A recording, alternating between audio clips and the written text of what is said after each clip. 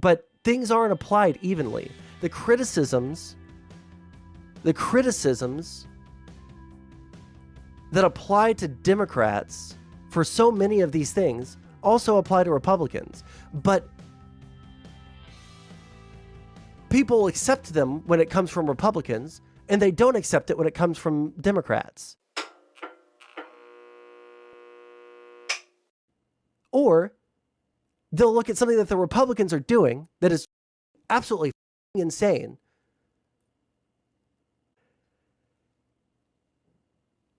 I think it'd be backlash on the perceived power of Dems. Yeah, but see, that's the thing. There's this perception about Dems that they're the ones that are anti-free speech. They're the ones that are like misusing government power, blah, blah, blah, blah, blah. All of these things. But it's like a projection of what all of these other people do. They say that Dems lie all the time, but like there's so much factual basis for almost everything that the Democratic Party puts out. There's so much actual evidence for all of the good things that the Democrats have done. And there's so much evidence for the bad stuff that the Republicans have done, that Donald Trump himself has personally done. But Republicans get a pass on it 100% of the time. Leftists get a pass on it a lot of the time. And Democrats are put under an electron microscope to analyze every single statement, every single policy, every perceived policy that they might be interested in going along with, maybe that they haven't even said. Every single one of those things gets put under an electron microscope when it comes to the Democrats. But the Republicans, Donald Trump can put out the broadest economic statement of all time. This is what my policy is. I'm going to tax, I'm going to tariff imports. I'm going to tariff imports. Well, you're going to tariff all imports? Well, we'll see who we're going to tariff once I'm in office. Well, what are those tariffs going to look like?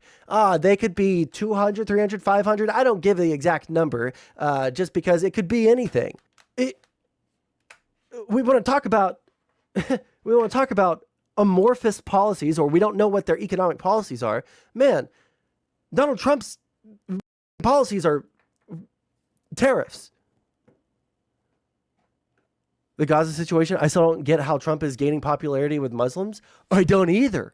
Because everything that the guy says is just placating that particular audience, but then he'll go against it because he'll say to like Muslims, look at what Harris and Biden are allowing to happen in Israel. And then he'll go and he'll talk to Jews at some Jewish dinner, and he'll say, when I'm in office, this will be over tomorrow.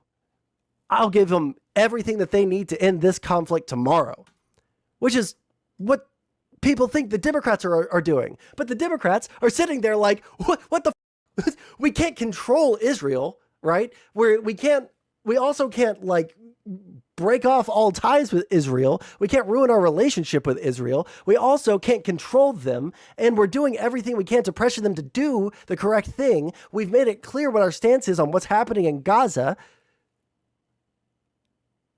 And then Trump will just like say to one group, oh yeah, we're going to save all the people from dying over there. And then say to another group, oh yeah, we're going to kill those sons of.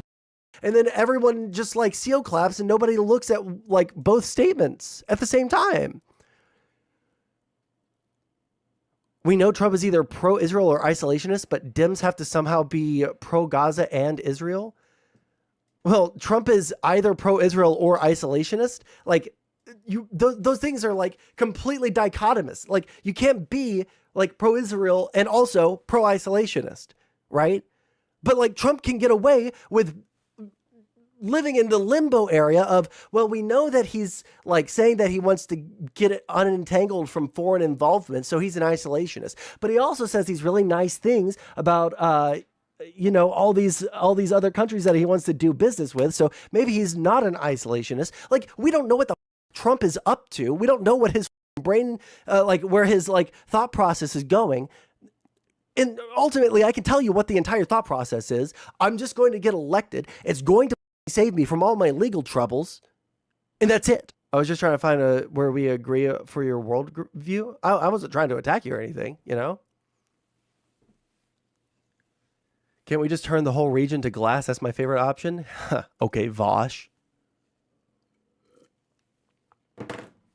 Let's see here. All right.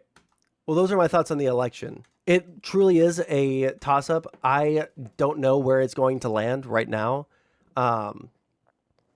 There's 3 states where it's like bad, right? Where everything is going to be decided. Pennsylvania is absolutely key, and it's 50-50, total toss-up.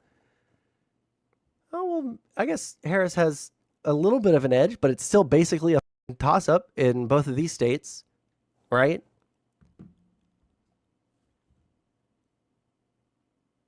Nevada's a little bit further ahead than last time I looked, I think. Yeah.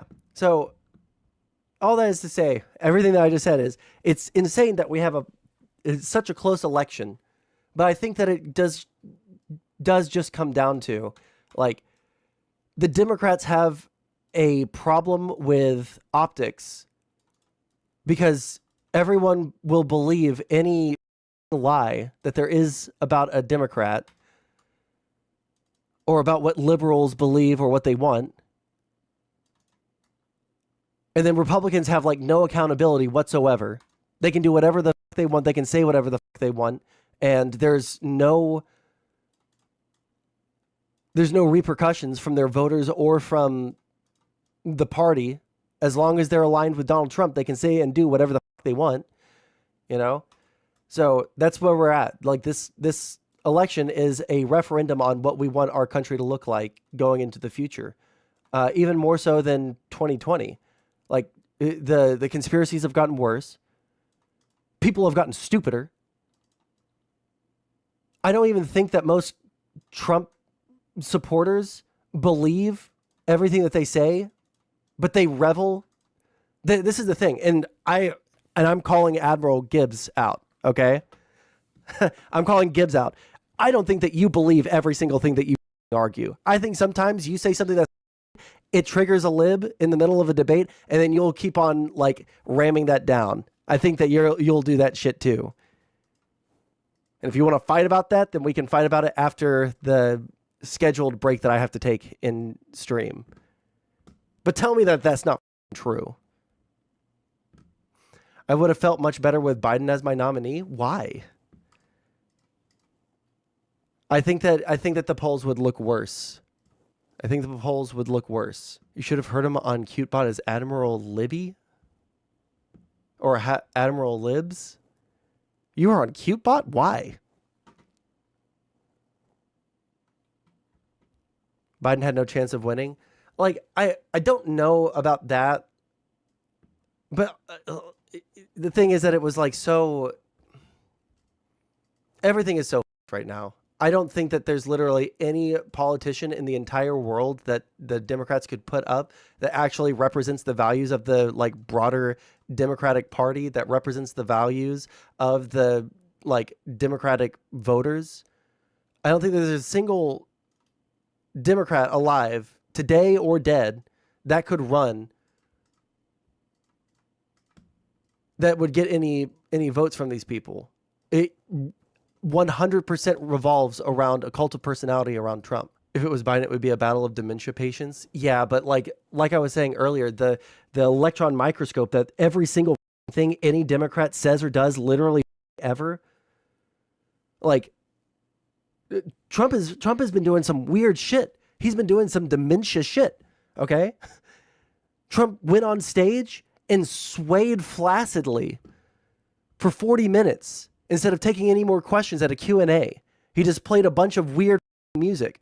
Pavarotti, followed by YMCA, followed by My Heart Will Go On. Like, Trump doesn't, you know, because someone had a medical emergency, right? Yeah, there were 2 people that had medical emergencies. And then after those were taken care of, he just continued to sway. They didn't sit there inside and they were waiting for them to leave for 40 minutes? Oh, then they were already dead. No, it was for 40 minutes. No, they didn't sit there for 40 minutes with people who were critically sick. I think maybe one did die. 2 people dying at Trump rallies in 1 year. Crazy. How's it going, Aaron Small? If you can find me evidence that they were sitting there inside the thing for 40 minutes instead of taking them out into the ambulance, I'll retract my statements. But my understanding is, based off of the several articles that I read and the multiple people that I've heard talk about this, including Republicans, including conservatives, none of them have said that they were sitting there the entire time treating their wounds or trying to revive them. And if they did, those EMS people should be fired. Because if there's people that are critically injured and you're not taking them to the hospital, I'm sorry, but you guys want to talk about Kamala Harris not going on to doing enough interviews? You want to talk about Kamala Harris not campaigning and like telling anyone what she has? Like, we just looked, she has more sections in her policy plans on her website than Trump does. There are more words in every section than in Trump's. We haven't had a chance to read it yet, so maybe it's bad policy. Maybe that's the case. But you can't say that she doesn't have any policies. You can't say that she's not going on to adversarial interviews. But you know who is? Donald Trump. I like how that's the only thing that you're responding to, Admiral Gibbs, because you know and I know that Donald Trump is avoiding the press. He is avoiding anyone that might disagree with him when it comes to the interviews. Trump turns softball questions into career-destroying quotes. Yeah. Wait. Oh, yeah. Also, I'm getting sucked back into Warhammer 40K. Like, in childcare. Again, 20%. I'll play this over and over and over and over and over until it gets through people's heads. This person asked a question about childcare. Make childcare affordable. And if what specific piece of legislation will you advance? Well, I would do that, and we're sitting down. You know, I was somebody, we had Senator Marco Rubio, and my daughter Ivanka was so impactful on that issue. It's a very important issue. But I think when you talk about the kind of numbers that I'm talking about, that, because look, childcare is childcare. It's couldn't, you know, there's something, you have to have it. In this country, you have to have it. But when you talk about those numbers compared to the kind of numbers that I'm talking about by taxing foreign nations at levels that they're not used to, but they'll get used to it very quickly. And it's not going to stop them from doing business with us, but they'll have a very substantial tax when they send product into our country. Those numbers are so much bigger than any number. It's just word salad. He's not saying, bro, come on. If you don't pay attention, it sounds like he's making sense. True.